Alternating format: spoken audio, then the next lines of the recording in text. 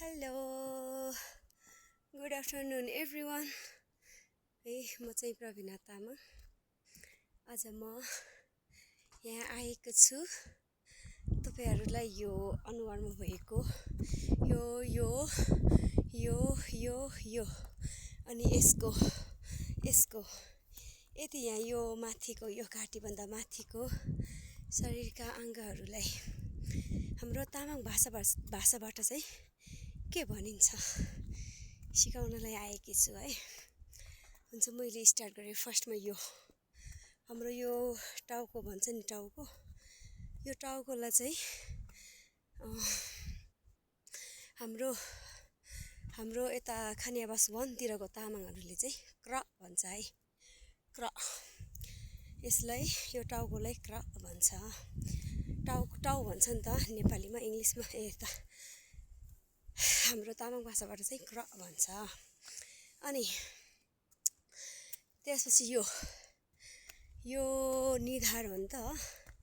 यो निधारलाई चाहिँ हाम्रो तामाङ भाषाबाट चाहिँ ngो भन्छ है यसलाई चाहिँ। अनि त्यसपछि यो आँखा, नेपालीमा आँखा भनिन्छ। यसलाई चाहिँ हाम्रो तामाङ भाषाबाट मी भनिन्छ है, मी। इङ्ग्लिसमा मी भन्छ नि त मलाई, यसलाई चाहिँ मी भनिन्छ आँखालाई। अनि त्यसपछि यो नाक छ नि, नोज।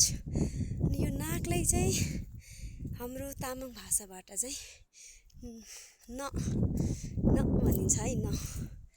अनि यो चिक्स हुन्छ नि, गाला, यो गालालाई चाहिँ हाम्रो तामाङ भाषाबाट चाहिँ ली भनिन्छ, ली। त्यसपछि यो मुख हुन्छ नि, माउथ, यो मुखलाई चाहिँ हाम्रो तामाङ भाषाबाट चाहिँ सुङ भनिन्छ है, सुङ। अनि यो इयर्स, यो कान हुन्छ नि, यसलाई चाहिँ हाम्रो भाषाबाट चाहिँ नमिन भनिन्छ है, यति हो। अनि यो इङ्ग्लिसमा चिन भनिन्छ। यसलाई चाहिँ हाम्रो भाषाबाट चाहिँ कम भनिन्छ। अनि यो ओठ हुन्छ नि, यो लिप्सलाई, यो ओठलाई चाहिँ सुङ्पी भनिन्छ, सुङ्पी। हाम्रो भाषाबाट चाहिँ है सुङ्पी भनिन्छ। अनि यो टिथ हुन्छ नि, यो दाँतहरू, यसलाई चाहिँ स भनिन्छ।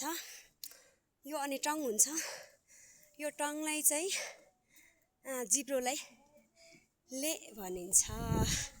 Okay, by by.